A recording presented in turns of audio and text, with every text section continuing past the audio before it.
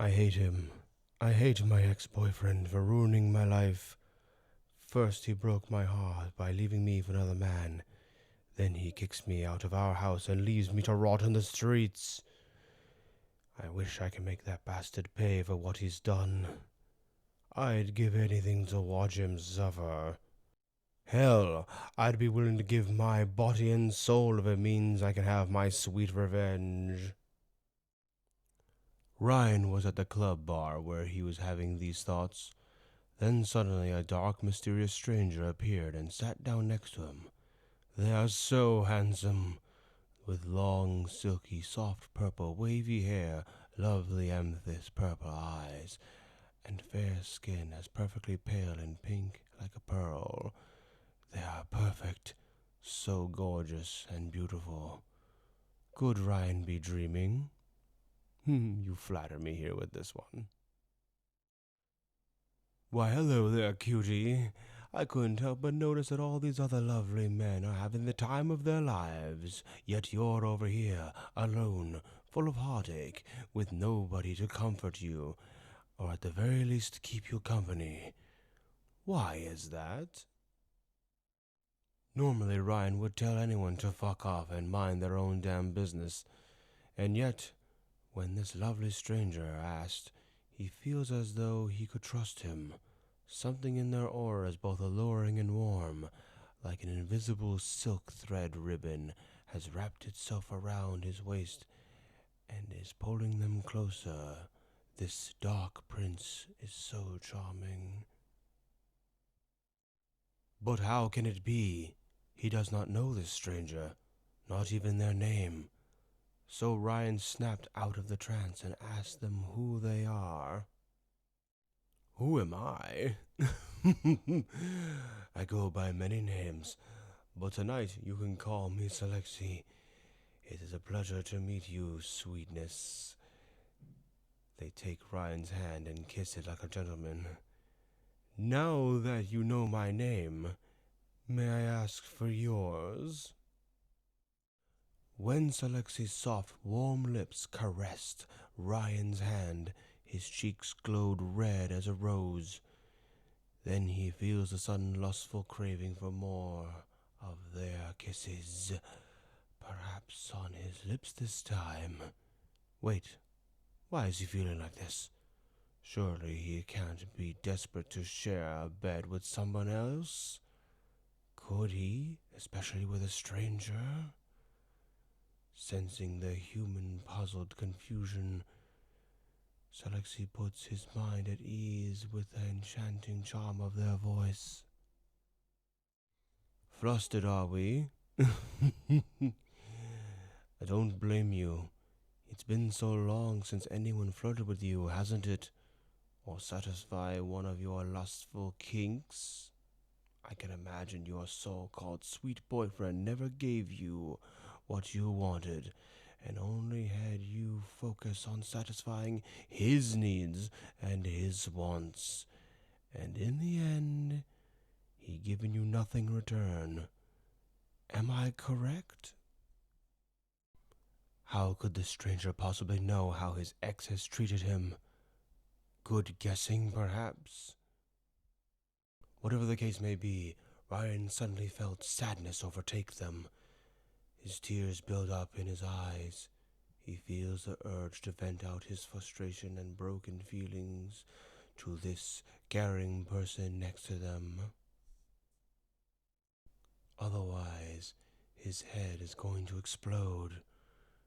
And so Ryan tells Salexi about his ex-boyfriend and how cruel and manipulative that man was to him before they left Ryan for another man. Then Ryan stopped talking. His tears of sadness and anger streamed down his cheeks. He didn't want to talk about his ex anymore. He just wants to forget about him and carry on with his life. However, Salexi could very well sense that Ryan doesn't truly want to move on. Not yet, anyway. No. There is something else he desires. Revenge. But they want to hear it from Ryan's own lips, so they speak to him again. Oh, you poor unfortunate soul. Such a wicked cruelty you went through, and all because you grew tired of being the dominant top and wanted to have a turn of experience what it's like to be a submissive bottom. A rare, beautiful gem such as yourself doesn't deserve to be thrown away like garbage by that disgusting, horrid ex of yours. You deserve to be worshipped like a treasure, treated like royalty, and showered in love. What if I told you I can grant that wish? Give you a night you'll never forget, fulfill your deepest desire, and have your wet little dream come true? All you gotta do is tell me exactly how you wish for your ex to suffer. What horrid, gruesome curse shall I inflict upon them and his whore? What is it that you believe he desires for shattering your heart into a million pieces? Ryan wasn't shocked when Salexi asks him, what terrible fate shall he suffer? As if it is, in fact, his choice, like it will come true. But why? Why do they want to help them with revenge? Is it possible there's some kind of sinister demon?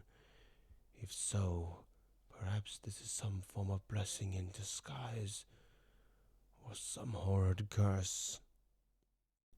So Ryan scoots closer to Salexi and tells him exactly what they want. He wants his ex to become an empty shell of a husk, deprived of all his emotions except for sadness, because he wants his ex to only feel sorrow and unhappiness, and to never feel love or joy ever again. Just a broken soul, cursed to have a blackened, hollowed heart forever, in both life and death. So not even in the afterlife will he have peace. After hearing Ryan's vengeful wish, Salexi smirks and chuckles wickedly.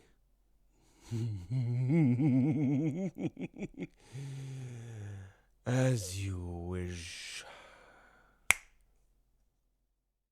And so, with a snap of their fingers, the deed was done.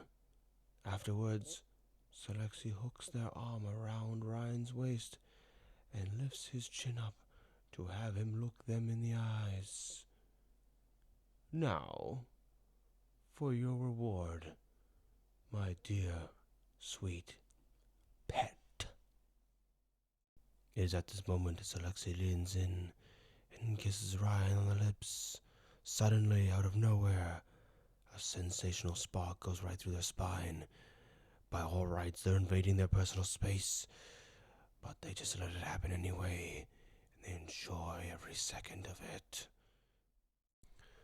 But then, as Ryan closes his eyes, the loud DJ pop music and the voices of the background crowded people slowly fade away until there's nothing left but silence. And then he pulls away from the kiss and opens his eyes. He suddenly noticed that he and Salexi aren't in the nightclub anymore. Instead, they are both in a beautiful Gothic Arabian-styled bedroom, surrounded by black candles with a fresh lavender scent lit with purple magenta flames. The bed itself that Ryan and Salexi are sitting on is a large circular king-size bed with red silk sheets and soft blankets and a couple of big pillows. Ryan was in complete shock. What is this place? And how did they possibly leave the club without moving a muscle? Before Ryan could pose the question, Salexi smiles wickedly. The poor little human doesn't yet realize that they've been teleported to their void realm. Not that it matters. He can't leave anyway. He belongs to them now, their new plaything. Salexi began kissing the back of Ryan's neck, shifting his focus back to them. Do you like it? A perfect space for a little privacy. You must be so confused, thinking this has to be a dream, thinking you must have fallen asleep for getting drunk. Well, even if this is a so-called dream, would you really want to wake up? Or do you want to stay here with me and enjoy the thrill and pleasure of this night I can offer? What do you say, my little pet? Will you be mine forever? Ryan's heart skipped a beat at that moment. He could no longer resist. He turns around to face Salexi, then leans in to kiss them, locking lips with them passionately, and makes out with them. This human's moans are adorable, and he tastes so delicious. Salexi is going to enjoy feasting upon their soul after they're done having their fun with them, while he's still got some free will.